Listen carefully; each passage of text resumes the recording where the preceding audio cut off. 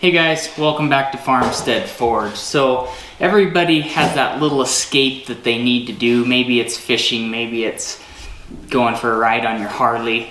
They're having a rough time, or maybe they just enjoy doing that. So today I thought I would show you some of the things that I like to do when I'm either having a stressful day and I just need to lose myself in the shop for a couple hours, or sometimes it's just fun things that I enjoy creating. Ever since I was a kid, I like creating things.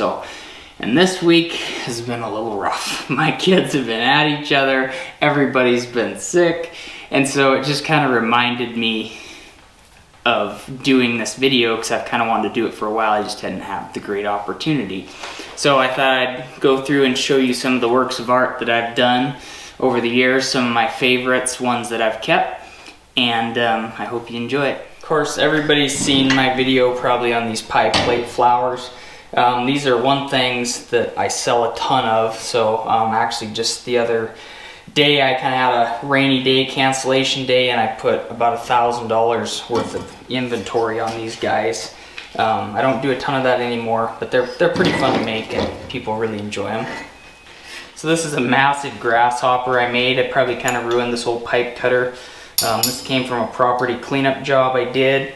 Some old lug wrenches and some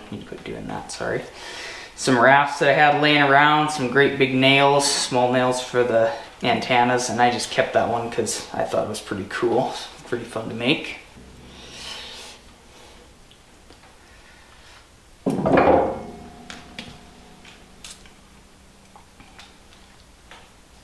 So this is a little cowboy horseshoer I did just for me. It's a lot of horseshoes. Guy's tacking on a shoe and he's all crouched under a horse just like you would be. Deep down in here it's really hard to see, but there's a set of nippers out of nails and a rasp that I made. This is one I made for my wife long time ago, and it's a cowgirl milking a cow, horseshoe cow. She's on her stool and has a little heeler dog we used to have that always sit out there and beg for milk.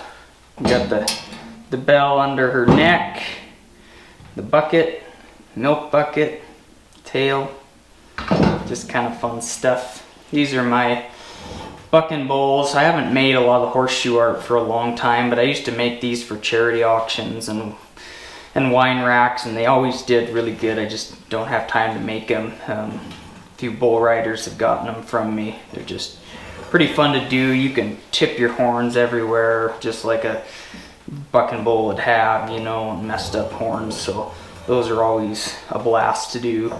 I like the using boreum on my shoes for wintertime sharp shoes, and so it really adds a nice just bling to a belt buckle or whatever. They're copper wild rags with hats, horseshoe nail feather. Then kind of going back to yard art, it's just fun. It's a railroad spike and some nails, horseshoes all welded together, and those the old gals love just for having on their yard art, especially in the winter when flowers don't grow and you can just have something cool to look at. And this is just a fun one I did, and it's just two cowboys bellied up to the bar, kind of the moonshine still. I'm not sure what this petcock was out of, just something I took apart. I actually have a big bucket in the corner of my shop, and I'll pop a picture in there. It's just anything weird I find I can see something in, so I just throw it in that bucket so I have it if I ever need it. I call it my artsy fartsy bucket. So I even did barrels and rings and just a rasp. It was just junk I had laying around. And I got like flat brimmer cowgirl, buckaroo, riding out of bronc first thing in the morning with her lariat rope, and of course she probably wouldn't have her hand up in the air like that, but just kind of makes it fun. But got her braids whipping in the wind. Some of the funnest things I've done growing up with a dad and grandpa that lived in the hot car era through the 50s and 60s.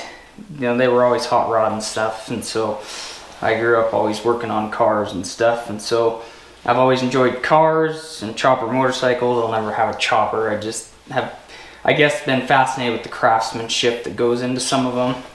So this one was actually, all three of these were pretty much completely built with stuff that we unearthed on our little homestead. I mean, they must have took stuff apart and just threw it, because every time we do a dirt work project or clean up something, you just find stuff, and I pick it up. I'm not sure, this had a piece of wood in it. It's almost like a guard off a combine, but it's not. Somebody that knows old equipment could probably tell me exactly what that is. But these are some push rods out of a motor. This is actually one cut in half, so I don't know what that was out of, but it was huge.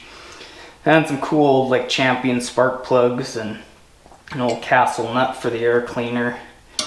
And I got, there's a U-joint in there just for the transmission. This was a big chain link off of something I got out of the oil field stuff.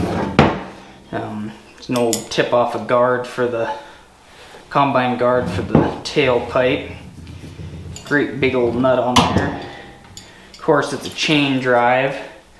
This is part of a fence stretcher that came apart, and I saved it because I thought it was kind of cool. It makes a nice transmission piece for there. Of course, the suicide shifter. Some springs out of a little square baler. I have no idea what that is, it's just something I found. And a 1933 nail out of a railroad tie. Kind of cool. And this one was a fun little project too, and it was all stuff that I'd unearthed. And it's a sprocket that I took and cut in half for the sidecar, and just old rusty metal that I was able to make a sidecar out of. It's got a rasp for the rear fender. It was just stuff I found laying around. Of course, the forge is always involved in these because I gotta heat up stuff a little bit.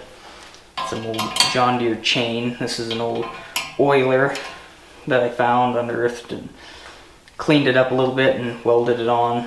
An old valve handle for the air cleaner. Some old springs for my Springer front end. A little mirror on there. Clutches and brake levers. This is a guard off a combine.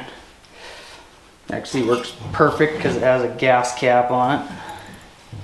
And so this was just an old 30s rat rod I made. These were just some old tin a friend of mine dropped off. So I don't know what you ever do with that. It's too thin to do anything with, and it's rusty, but I've used it for so many projects, and I'm down to like one sheet of it, and I'm starting to panic a little bit because I love using it. But big nuts and for the rear wheels, and you got your just nails cut for your pipes, spark plugs. Got the spark plug wires on the spark plug. And this is another guard for your top of your carburetors for your blower, and just little wires that go to a distributor. This is actually a huge chain link off the oil field stuff that I put in there for the manifold. And I'm not sure what this was, some little chrome ball. Made this before I had a swage block, just molded it. These are actually harness buckles that I put together for the radiator. These are tips off of an old injectors out of a semi truck. We did a cleanup job on a property, and there's a lot of semi stuff there. So I took those because they look kind of cool. They look like a rocket, and I thought, well, I wonder what I'd do if I cut them in half or cut the ends off, because they got the backs right. And I didn't even have to make anything for in there because they had like the perfect headlight, so that was pretty sweet. And then even did a little transmission underneath. And the mirrors I actually polished up on my polishing wheel, so you can actually see yourself in the mirrors. Some tail lights. Just kind of fun stuff. Hey guys, I hope you enjoyed this quick little video on making some metal art. It's something I enjoy outside of blacksmithing, and I hope it inspired somebody else to be creative and go build something fun. So let me know in the comments what you like to do on your creative side. Keep it simple, and we will catch you in the next one.